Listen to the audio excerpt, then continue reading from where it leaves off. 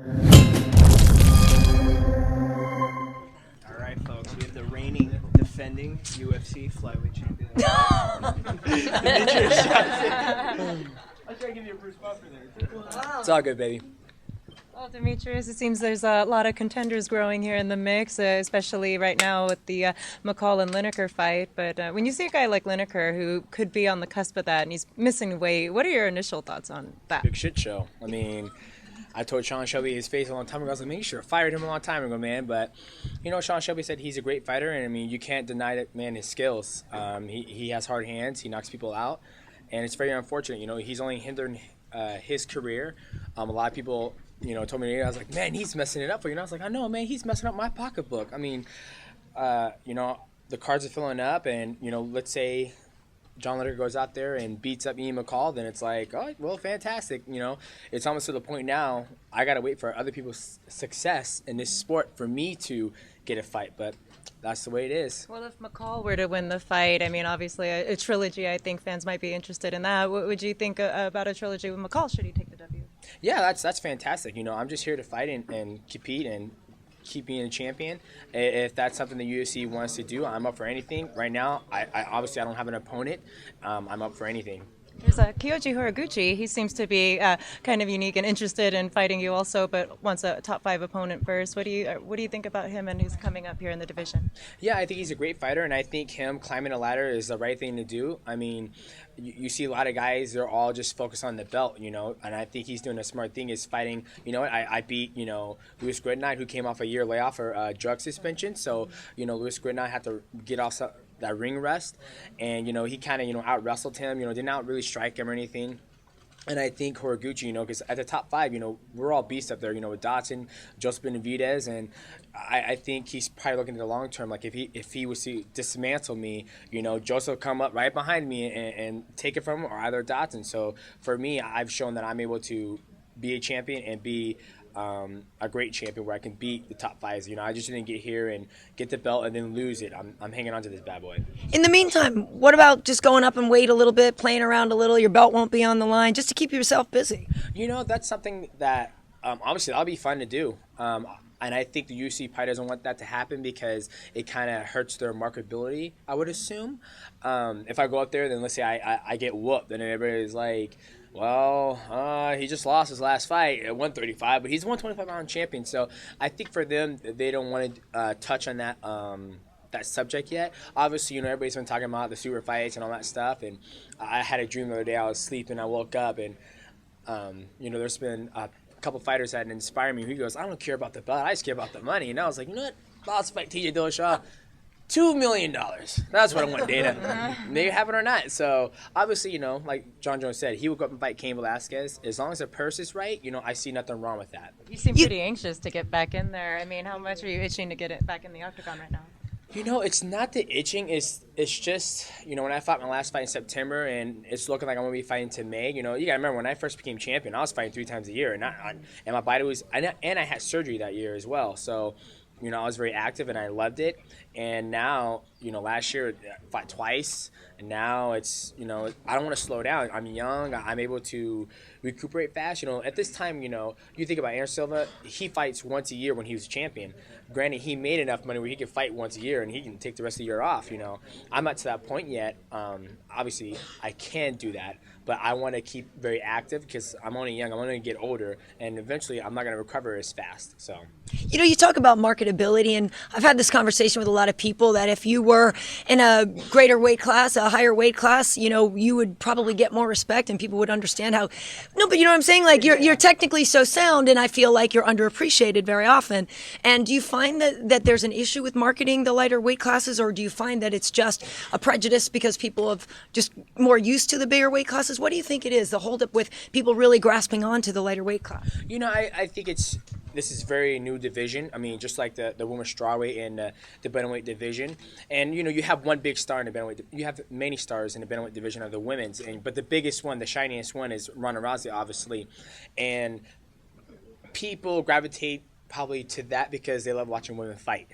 And I think for the flyweight division, even the bantamweight and the featherweight, we're slowly coming along. And I think because people, this man right here is bigger than me, and he's probably the average male size of America. Me not so much. In Japan, Asia, they're like, boy, you're tall, and I'm like, why, thank you, I appreciate that. So it's a little bit different. I think a guy on the couch can sit there and be like, dude, I'll weigh like 185. I'll just sit on this dude. So I think that's a little correlation to what maybe they're not catching on as much. You spoke about Dodson earlier. He recently went out in an interview saying something along the lines that you were holding the division back because of lack of personality. How do you respond to that?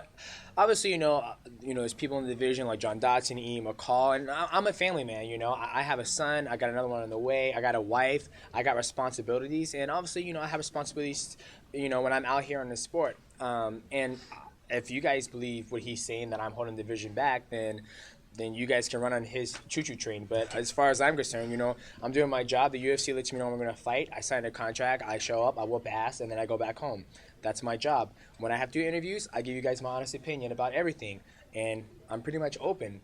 And if you know me, you would know I have a personality. If you don't know me, then you would think I am a coffee mug, or you want something I have.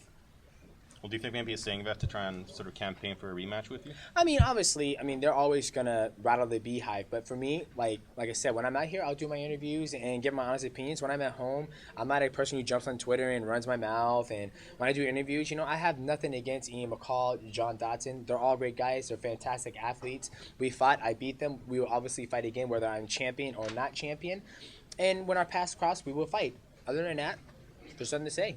And just to touch on John Lineker, it's recently been announced that Dana may force him to move up to the bantamweight division because he's been missing weight so many times. Do you feel that's the right move, or do you maybe wish that you could have fought him once? I told somebody today, they're like, don't let him go back to 135. And they're like, well, there's no point. He would never make the weight to fight John. I was like, I don't give a damn. I was like, if we were to fight and we were weigh in, and if he missed it, I'm like, okay, it's still fine. We'll still fight. We're going to fight 5 rounds still. And you won't get the belt if you win, and I'll take 20% and we'll still fight. So for me, I hate this side where it's like, oh, we got to market people against you, unless it's like in wrestling in high school, it was a tournament bracket. Whether this person was very popular or not, you still got to wrestle them. Whether they're ranked seed number 9 or you're number 1, you still got to wrestle them. So in mixed martial arts, in a business, in a organization towards a show, I feel that I won't be able to test myself against what John Lineker can offer. Because a lot of people out there is like, man, John Lineker, there's people out there, he's the best fighter in the flyweight division. He has power, he can knock you out. No, I was like, shoot, I'll test myself against him. Why not? But in terms of that weight cut, we've seen guys put themselves in danger trying to repeatedly cut weight. Do you think that there needs to be mechanisms in place to ensure that fighters who maybe can't do it are forced to go up? Yeah, it's very interesting. I would say this year and maybe a little bit of last year, you're starting to see a lot of fighters miss weight and pass out and be sick. And I tell my little brother-in-law that he goes, well, you make 125. And I was like, dude, trust me. If I had to make weight and fight the same day, compete within like 5 hours, I wouldn't be at 125. I'll be at 135. But you're seeing these guys, they want to be the biggest guy in the division. They want to do it because, oh man, I walk around 155, and if I can make 125, I'll be dominant. I'll be a force. And it's like, dude, I walk around 142 drinking beer and eating burgers, and that's what I walk around at. When I step in the octagon, I weigh 142. Right now, I'll probably weigh 143, maybe 144 since I've been eating today. But other than that, I'm not a very big guy. Can I just know your thoughts about the main fight today? Anderson is returning to the octagon. How do you think it's going to go this fight? I think when he comes out, he's going to be very emotional. It's going to be a great fight. Nick Diaz comes forward. He crosses distance very well. He throws a lot of punches, high volume. He goes to the upstairs, upstairs very well. And he almost kind of fights like a traditional boxer, like, pop, pop, pop, pop, pop, pop, up top. Anderson, he's very good. The biggest thing that gets Anderson in trouble is that he tries to mesmerize people to where he gets here and he has people extend, but then they think he's really this far, but he's actually there to people. When you watch Forrest, he's here, he's moving, he's doing this, and then he hits the person. So if he can do that to Nick Diaz, then obviously he'll knock Nick Diaz out, but it's going to be a tough fight just because Anderson's coming off that leg injury, which I think that won't hinder him, but it's going to be a little bit to get back in there. And, once you saw that first kick, he goes, oh, it didn't break. I'm good. So we'll see. You're a big gamer. What's currently rocking the Xbox at the Mighty Mouse house? It's Destiny, and I'm actually going back playing Resident Evil's HD remastered. So I'm going back to playing on a hardest difficulty. Can you talk about, you cleaning out the division? Do you have struggle a little bit getting motivated for some of these guys after you beat them, and then you have to beat them again, and then what happens after that if you don't move up in weight? What do? You keep on fighting. You keep on beating the next guy in line, Just because I'm at the top of the mountain doesn't hurt to climb down the mountain to fight the people who are trying to climb back up the mountain, just get up, get off, So for me, I'm just staying here and keep on competing. You got Sergio Pettis who's dropped down. Horiguchi's here. Henry Cejudo if he can make the weight. So there's still more guys. Zach McCoskey's still down here. Juicer Formiga's still down here. I mean, granted, all those guys who've been in the division, and obviously they lost to Joseph Benavidez or Zach's lost to Formiga, but these guys are still here. So for me, I don't worry about that. Oh man, there's nobody left in the division. I'm just gonna go back up. I have not fought those guys yet, and I would love to. How's the Reebok deal going to affect your Xbox? Well, obviously, with the Reebok deal, it's a big thing for the sport, the UFC itself. Look at him. He's over there. He's like, I just want to make sure everything's going good. No, I'm playing. No, obviously, the Reebok deal, it's a great thing. For me, and I think I speak for all the fighters out there, obviously, we can't bring anything into the octagon that we can wear, So obviously, we probably will not see Xbox in the octagon anymore once that, thing launches.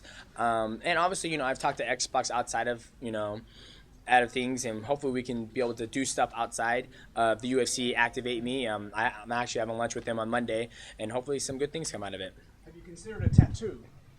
I was actually hanging out with Tyron Woodley last night, and I was like, you should do just put it right in front of your chest and see what happens. And he goes, they'll make you cover it up. Don't worry about it. They'll make you cover it up. So, or they'll change their name the next day. Yeah. There you go. Exactly.